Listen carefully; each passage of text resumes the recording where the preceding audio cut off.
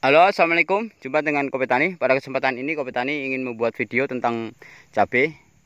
Yang mana pada siang-siang hari ini habis makan, Kopi Tani masuk ataupun review ke kebun cabai hibrida. Yang kondisi buahnya sudah 1-2 menampakkan yaitu tanda-tanda mau merah Sobat Tani. Nah, sudah merah dan sudah akan yaitu tua. Mungkin minggu-minggu depan ini sudah bisa dipetik. Mudah-mudahan Sobat Tani semuanya dalam keadaan sehat walafiat, terus panjang umur, murah rezeki, segala macam masalah bisa ada jalan keluarnya dengan mudah. Nah, sedikit Kopi Tani ingin berbagi tentang cabai hibrida Sobat Tani. Ini review ke cabai hibrida, yang mana cabai hibrida ini itu banyak sekali yaitu keunggulan-keunggulan dan juga banyak sekali kelemahan-kelemahan. Nah, adapun keunggulannya salah satunya yaitu tonase dari cabai hibrida ini lebih banyak. Ya, karena apa? Yaitu buahnya lebih besar-besar. Jadi, terus buahnya lebih besar, lebih banyak, dan umurnya juga lebih pendek daripada yaitu cabai-cabai yang lainnya. Jadi itu keunggulannya. Dan kelemahannya Sobat Tani juga ada. Ini menurut Kopi Tani kelemahannya juga ada. Salah satunya yaitu kelemahannya dia rentan sekali dengan antraknos ataupun busuk basah di awalnya. Jadi antraknosa ini biasanya dimulai yaitu pada saat dia sudah memetik 3 ataupun 4 kali baru ketahuan yang banyak, dan itu kalau tidak dikendalikan itu bisa habis. Nah, terus kalau busuk basah ini di awal-awal seperti ini, ditandai dengan yang di bawah-bawah, YY yang pertama ataupun di Y sininya, itu di tengah-tengahnya Y ini itu banyak yang kuning-kuning, pucuknya kuning ataupun bonyot. Nah, itu kelemahan-kelemahannya. Dan untuk cabai ini Sobat Tani, kelemahannya yaitu saya beritahukan bahwasanya seperti ini Sobat Tani. Dari kemarin saya bikin video ini kelemahannya ini sudah mulai coklat-coklat Sobat Tani. Kelemahannya adalah bisa penggik seperti ini Sobat Tani. Nah, bisa penggik seperti ini. Jadi bisa penggik seperti ini. Ini yang mengakibatkan yaitu penggik seperti ini awalnya yaitu dari putih-putih yang ada di bunga seperti ini Sobat Tani. Ini dia tidak jatuh sendiri, tidak seperti lokal.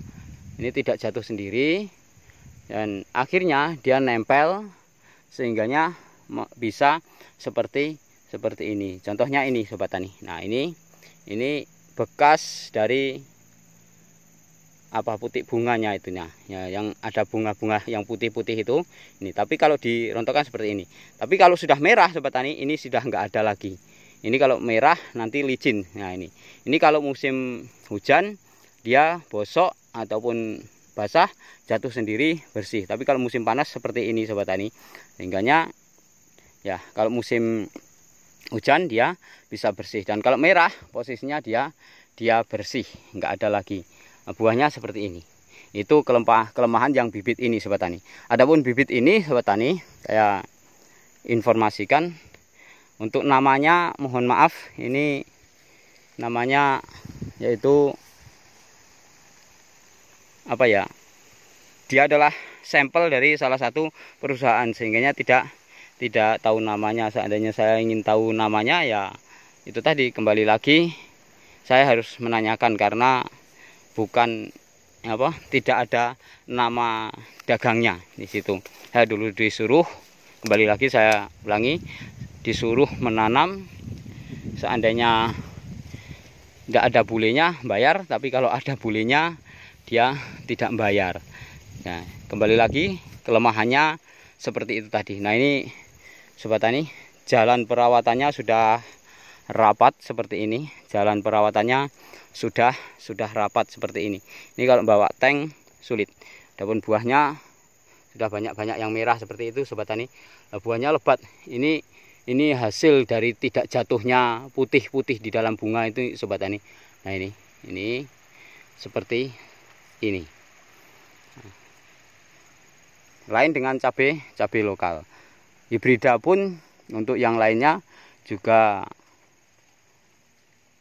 tidak seperti itu sobat tani. Tidak ada yang bunga-bunga yang seperti ini nempel seperti ini. Kalau hibrida yang lain itu tidak ada. Nah, perawatan kobe tani ini sobat tani, terus dari awal zizinya itu alhamdulillah aman, tidak banyak yang kena busuk basah.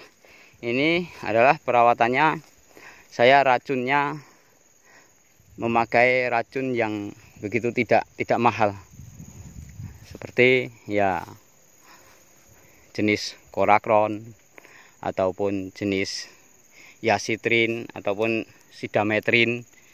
Itu pokoknya yang dia bahan aktifnya supermetrin. Jadi itu obat yang termasuk murah harganya, tapi bagi kobe tani bukan murahan lagi. Jadi obatnya bagus. Ini buahnya sudah seperti ini, bisa merawat yaitu ataupun bisa menjaga dari serangan lalat buah. Karena busuk basah itu biasanya diawali dari lalat buah sobat tani. Terus ya musimnya musim hujan. Jadi perawatannya untuk insektisidanya itu. Terus untuk fungisidanya ya untuk pengendalian termasuk antraknosa itu saya memakai Mancozeb. Itu namanya bahan aktifnya Mancozeb. Merek dagangnya sudah banyak sekali sobat tani, tapi itu mereknya yaitu bahan aktifnya Mancozeb. Itu adalah sifatnya kontak, dan saya seling-seling dengan yang sifatnya sistemik, seperti kalau Topsin itu kan sistemik dia. Nah, kenapa saya seling dengan demikian? Karena kembali sudah saya ceritakan di video sebelumnya. Ini saya ulas lagi, bahwasanya kalau yang sifatnya kontak itu seandainya ada gejala pun cepat mengatasinya, bisa langsung hari itu disemprot, hari itu bekerja.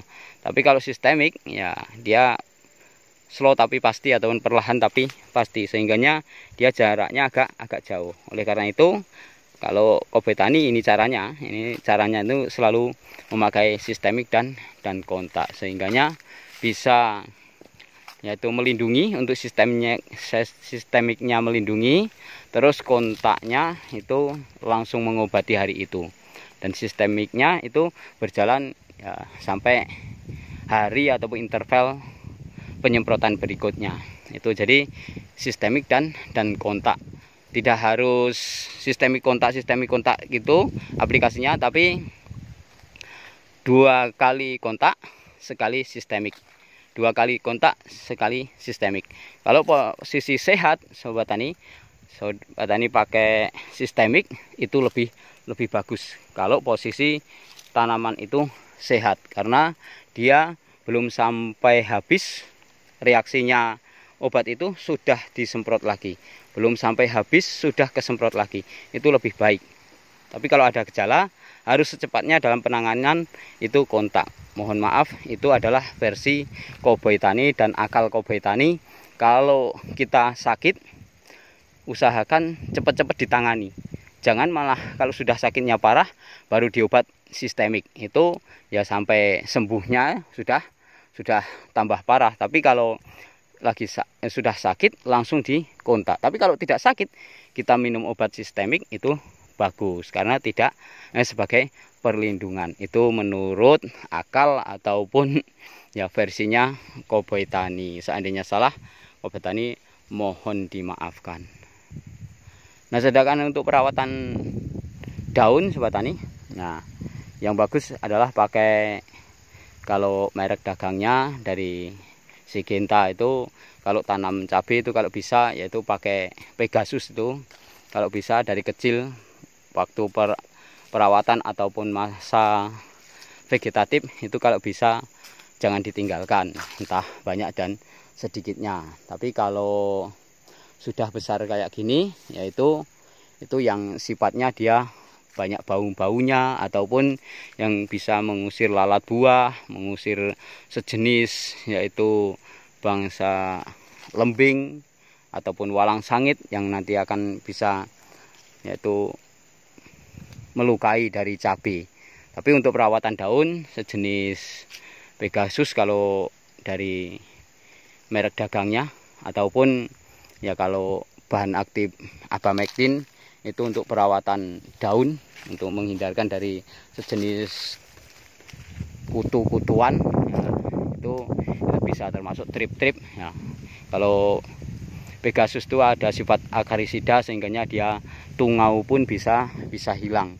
Ini sedikit dari video Kompetani ini, mungkin sedikit tadi ada yang bermanfaat ya kan, dari mulai cara saya penyemprotannya, terus bibit ini, nah, terus sampai perawatan daunnya agar walaupun buahnya sudah merah-merah, daunnya masih ini bunganya Sobat Tani masih banyak. Kalau Sobat Tani tahu saya syuting pagi hari, ini banyak sekali. Ini pada saat layu Sobat Tani, agak layu karena pas terik-teriknya matahari. Biasanya tidak seperti ini. Biasanya setiap hari hujan Sobat Tani. Nah, di dalam musim hujan ini, nah, biasanya ini banyak sekali terserang yaitu layu fusarium. Kalau Kompetani, layu fusarium itu bukan berawal dari pupuk, yang pupuk kandang itu bukan, ataupun banyak sekali faktornya, termasuk kalau layu fusarium itu ya bukan murni 100% dari jamur yang ada di dalam media tanam kita, tapi itu faktor lain termasuk mati gadis itu bisa berawal dari karena aplikasi kita pupuknya waktu pengecoran atau penyuntikan terlalu dekat ataupun terlalu banyak, dalam artian kata overdosis, itu bisa juga membuat itu tanaman itu layu fusarium.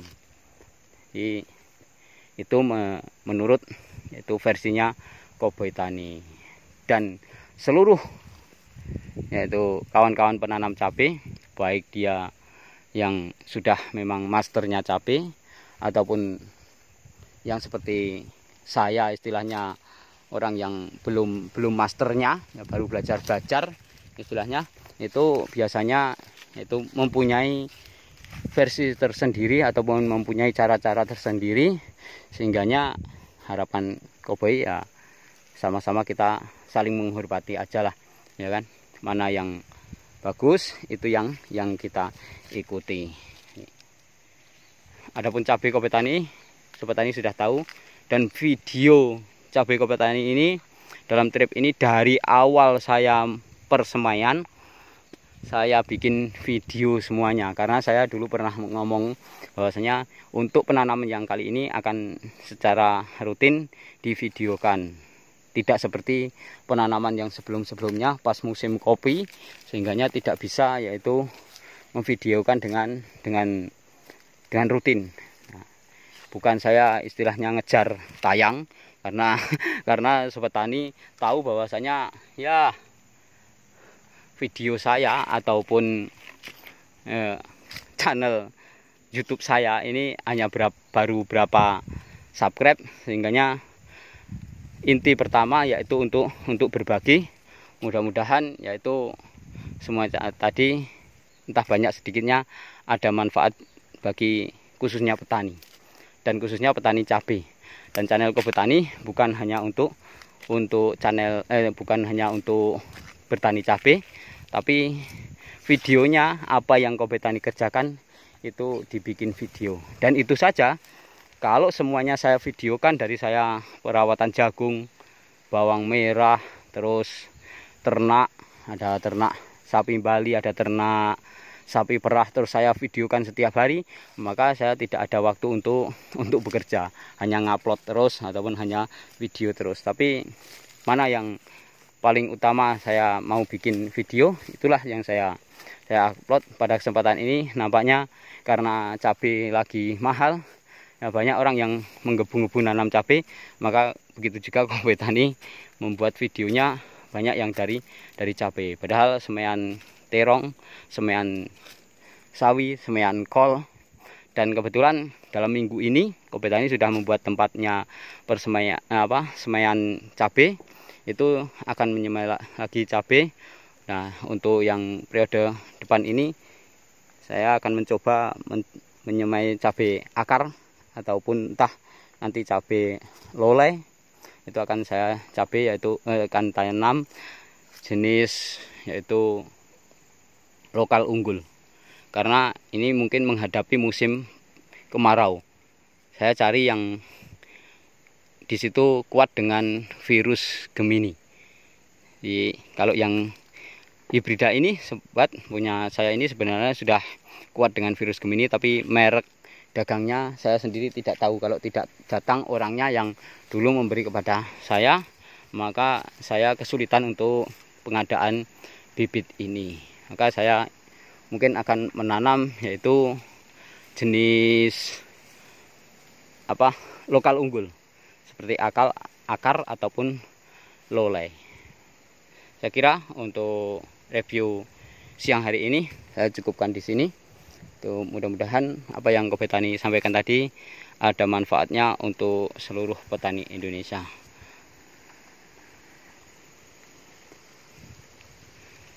Mohon yaitu untuk di subscribe kalau memang video ini bagus, agar sobat tani bisa berlangganan dengan Kobe Tani, terus bisa yaitu mendapatkan tayangan-tayangan setiap Kobe Tani mengupload video, ataupun pertama kali mendapat uploadan video Kobe Tani di dalam setiap Kobe Tani mengupload video. Sehingganya apa yang Kobe Tani sampaikan, sobat tani bisa yaitu memperhatikan ataupun mengambil manfaatnya apabila memang ada manfaatnya. Sukses untuk seluruh petani Indonesia. Wassalam.